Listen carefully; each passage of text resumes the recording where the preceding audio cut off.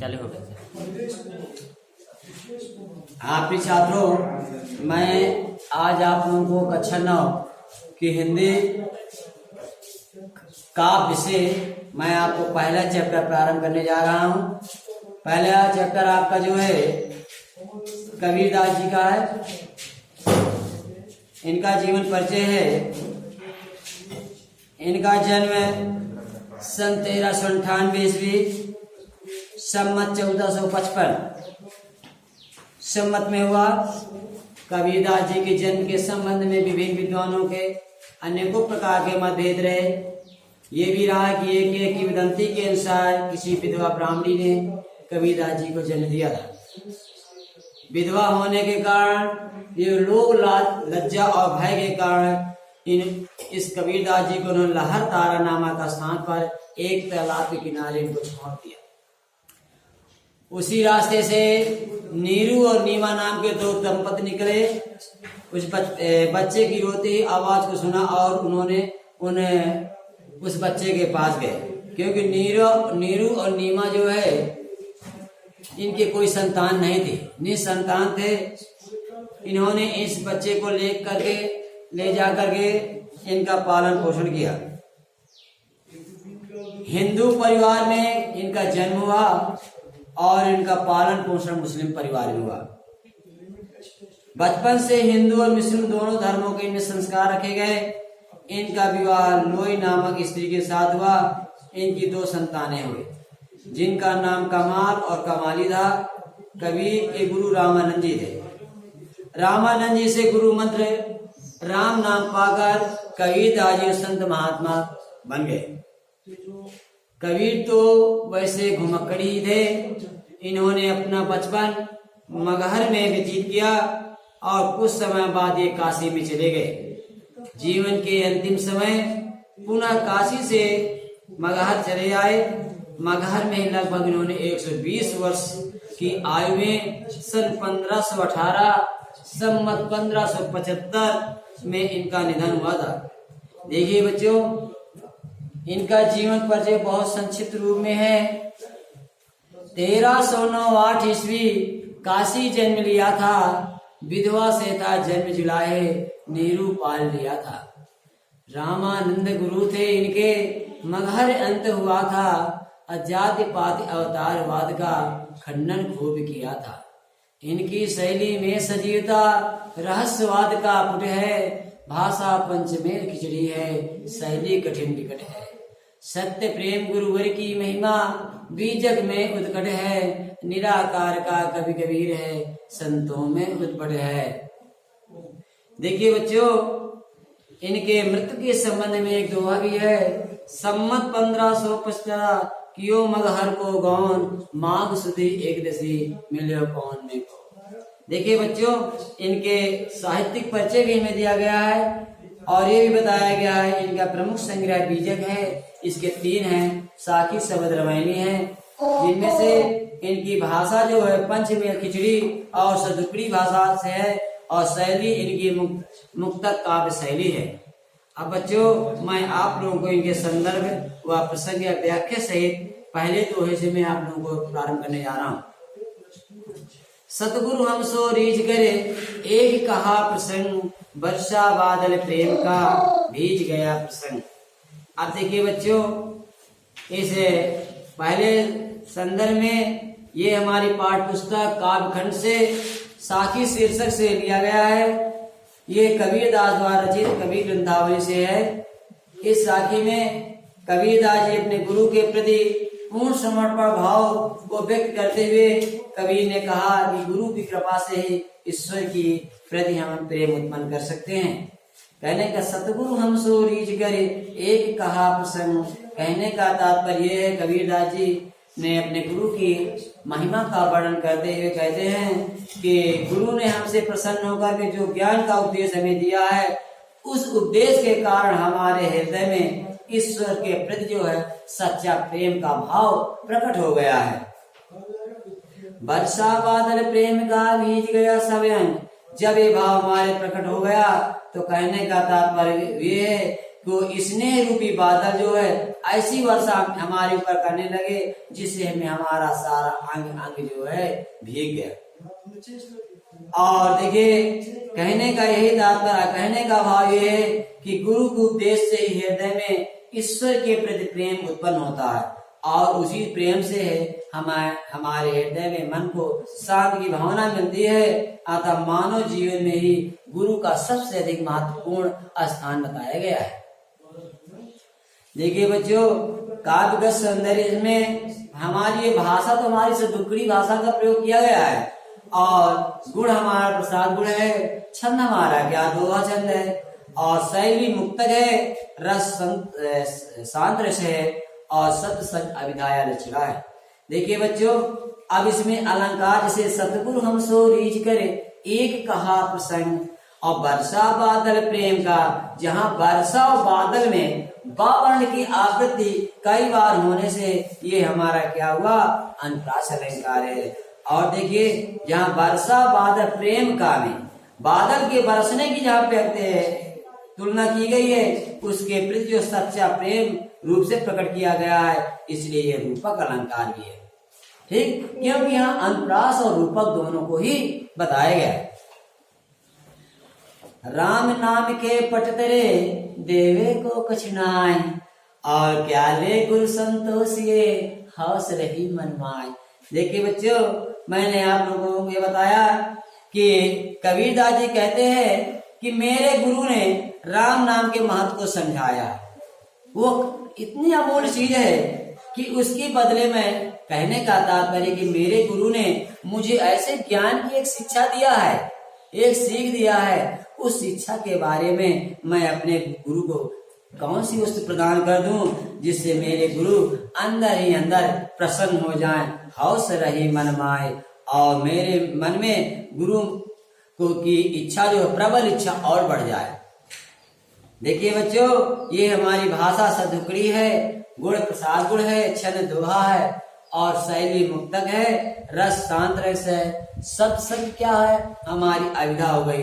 अब देखिए इसमें अलंकार क्या है, कौ कछुनाए लिखा है ना, देवे को कछुनाए, जहाँ कछु में का वर्ण की आवृत्ति कई बार हुई है, इसलिए बच्चों यहाँ ये हमारा अनुप्रास अलंकार है, क्योंकि परीक्षा के समय आप लोग नहीं समझ पाते कि इसमें कौन सा अलंकार है। अब देखिए मैं तीसरा दोहा बताने जा रहा हूँ। ज्ञान प्रकाश गुरु मिला असो जिन बीसर जाय, जब गोविंद कृपा करे तब गुरु मिली आय। देखिए बच्चों, इस साखी में कबीरदास जी ने ईश्वर की कृपा के फलस्वरूप ही गुरु की महिमा का वर्णन किया गया है कि हम अच्छे गुरु को कैसे प्राप्त कर सकते हैं। कबीरदास जी कहते क्या है कि सच्चा गुरु मिलने पर चारों ओर ज्ञान का प्रकाश फैलता है। अगर हमें सच्चा गुरु, सही मार्गदर्शक देने वाला गुरु मिल जाता है तो हमारा प्रकाश चारों तरफ फैल जाता है। जो गुरु हमें ज्ञान देता है उसे कभी नहीं भुलाना चाहिए। देखिए सोचने भी सर जाए, जो गुरु हमें अच्छे ज्ञान के प्रकाश को ले जाता है उस गुरु को हमें कभी नहीं भुला देना चाहिए। और जब गोविंद कृपा करी तब गुरु मिल आए। अब देखिए बच्चों कि हमें तभी यह गुरु प्राप्त होता है जब हमें भगवान की कृपा होती है, अनुकंपा होती है, तभी हमें ऐसा गुरु प्राप्त होता है। ऐसा गुरु नहीं कि तो देखिए बच्चों, अब यही बताया गया है कि भाषा सतुकड़ी, गुण प्रसाद गुण, छंद दोहा, शैली मुक्तक, रस शांत रस, सब सच अभिधाया लक्षणा। अब देखिए जहाँ कृपा करे, ज्ञान प्रकाश गुरु मिलिया सोचने भी सर जाए, और जब गोविंद कृपा करे। अब देखिए बेटा, कृपा करी में का वर्ण की आवृत्ति होने से जो है यहाँ हमारा अनुप्रास अलंकार हुआ। और देखिए तब गुरु मिल आए। अब कहने का यही तात्पर्य है कि अब देखिए तब गुरु मिल आए, जब भगवान की महिमा हुई, अनुकंपा हुई, तभी हमें ऐसा गुरु प्राप्त हुआ। अब देखिए बच्चों, मैं अब साखी चौथा दोहा चौथा पढ़ाने जा रहा हूँ। माया दीपक नरपतन अब भ्रम भ्रम इवय पढ़न, कहाँ कबीर गुरु ज्ञान तय एक आद उबरन। और कहने का यही तात्पर्य है कि इस दोहे में कबीर ने सदगुरु की अनुपस्थिति में जीव की दुर्दशा का वर्णन किया गया है कि जब किसी के हृदय में भगवान का वास नहीं होता, जिसके विचार अच्छे नहीं होते हैं, तो उसकी कैसी दुर्दशा होती है, कैसे उसे अंधकार में भटकना पड़ता है। ऐसे लोगों की यहाँ दुर्दशा का यहाँ वर्णन बताया गया है। माया दीपक नर पतंग अभ्रम भ्रम इव पड़न, अकहाय कबीर गुरु ज्ञान तय एक आध उबरन। अब बच्चों देखिए, कबीरदास जी कहते क्या है, जिस प्रकार दीपक के प्रकाश से संतुष्ट होकर के या प्रसन्न होकर के जो है कीट पतंगा क्या करता, उस पर बार बार उसके लौ के दीपक को देख करके प्रसन्न होकर आकृष्ट होकर के बार बार उस दीपक के चारों तरफ मंडराता है और अंत में अपने पंख को जला देता है और अंत में जो है अपने आप को भी समाप्त कर देता है, जलकर मर जाता है। कहने का तात्पर्य है जलकर मर जाता है। उसी प्रकार संसार के मनुष्य लोग भी, व्यक्ति लोग भी अपने इस पारिवारिक जन के माया मोह में कार्य करते करते क्या करते हैं, अपनी जीवन लीला को समाप्त कर देते हैं। फिर कहने का तात्पर्य है जब यहाँ से कहा कबीर गुरु ज्ञान ते एक आधो ग्रंथ। अब यहाँ बेटा देखिए, कहने का तात्पर्य है कि कबीरदास जी कहते हैं तभी हम इस भव सागर से पार कर सकते हैं। कहा कबीर गुरु ज्ञान तय एक आधो ग्रंथ। कहने का तात्पर्य एक सही मार्ग वही है जो भगवान को स्मरण करेगा, ध्यान देगा, तभी जो है हम इस अंधकार से प्रकाश की ओर हमें मुक्ति का द्वार खुल सकता है। ठीक, आप देखिए बच्चों, ये भाषा तो हमारी सदुक्री है, शैली हमारी मुक्तक है, रस शांत है, छंद दोहा, सब सच अभिधाया लचड़ा। देखिए माया दीपक व नर पतंग में उपमेय और उपमान अभेद होने के कारण जो है यहाँ कौन सा अलंकार हुआ, रूपक अलंकार का हुआ। क्योंकि देखिए माया दीपक व नर पतंग उपमेय और उपमान में आभेद होने के कारण ये हमारा रूपक अलंकार हुआ। अब कहाँ कबीर व ज्ञान एकाधुग्रंथ में बताया गया है कि का और गा वर्ण की आवृत्ति होने से कारण यहाँ अनुप्रास अलंकार का प्रयोग हुआ। और भ्रामि भ्रामि इवाय पढ़न, भ्रम भ्रम में एक शब्द की पुनरावृत्ति होने के कारण बच्चों यहाँ क्या हमारा पुनरुक्ति प्रकाश अलंकार है। ठीक है ना। आप देखिए बच्चों, मैं आपको साखी 5वां पढ़ा रहा हूं। जब मैं था तब गुरु नहीं, अब गुरु है हम नाय, अप्रेम गली अति सागरी, अताने दो न शमाय। अब बच्चों देखिए यहाँ कितना अच्छा वर्णन बताया गया है कि कबीरदास जी कहते हैं कि जब मेरे अंदर अहंकार की भावना भरी हुई थी, अहम की भावना भरी हुई थी, अब गुरु है हम नाय। जब मैं था तब गुरु नहीं, अब गुरु है हम नाय। कहने का तात्पर्य है गुरु माने भगवान या ईश्वर को कहा जाता है कि जब तक मेरे अंदर अहंकार की भावना भरी हुई थी उस समय मुझे अच्छे गुरु के दर्शन नहीं मिल सके, अर्थात अच्छे भगवान के दर्शन नहीं मिल सके। अप्रेम गली अति साकेरी, अता में दो न समाय। कहने का था ये प्रेम रूपी गली, ये जो हमारे हृदय में भगवान का वास है, कहने का यही था, तो ये प्रेम रूपी गली इतनी सक्रिय है कि इस रास्ते से दो लोग नहीं निवास कर सकते। या तो हम अहंकार की भावना को निवास कर लें या भगवान को अपने अंदर विराजमान कर लें।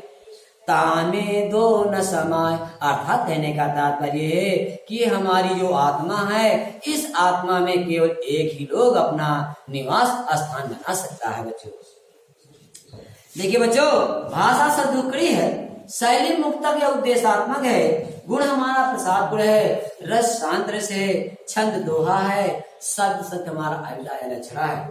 अब देखिए बच्चों, जहाँ प्रेम गली अतिसागरी, कहने का यह प्रेम गली में उपमेय और उपमान अभेद होने के कारण ये बेटा हमारा कौन सा अलंकार हुआ, रूप अलंकार है। और कहने का तामे दो न समाय, देखिए तामे दो न समाय, कहने का यही तात्पर्य है कि कहाँ से? प्रेम गली अति साकरे अता में दो न समा, पहले ऊपर की लाइन छू गई है। अब गुरु हैं हम नाई, कहने का था हैं हम नाई में हा वर्ण की आवृत्ति होने के कारण ये भी अनुप्रास अलंकार है। देखिए बच्चों, अब मैं साखी छठवां आपको पढ़ाने जा रहा हूं। भगत भजन हरि नाव है, अदूजा दुख अपार, अमनसा बाचा कर्मना, अकविरास मेरण सार। बेटा देखिए, भगत क्या होता? भक्ति भावना करना, ईश्वर को स्मरण करना। और देखिए भजन क्या होता है? भजन मान लीजिए भगवान को जपना, ध्यान देना। हरि नाम दूजा दुख अपार। देखिए बच्चों, कबीरदास जी कहते क्या है कि मनुष्य के लिए परमात्मा की भक्ति और भजन नाव के समान उपयोगी है। भक्ति और भजन क्या है? नाव के समान उपयोगी है। परमात्मा की भक्ति और भजन के अतिरिक्त अन्य सभी साधन क्या है? दुख से भरपूर है। दुख से क्या है? परिपूर्ण है। अमनसा पाचा कर्मना, अकविरा स्मरण सार। कहने का यही तात्पर्य है कि इस भक्ति रूपी नाव से जो व्यक्ति जो है मन से, वचन से, कर्म से जो भगवान को स्मरण करता है, वही जो है मुक्ति का द्वार उसे खुल जाता है। थैंक यू, धन्यवाद।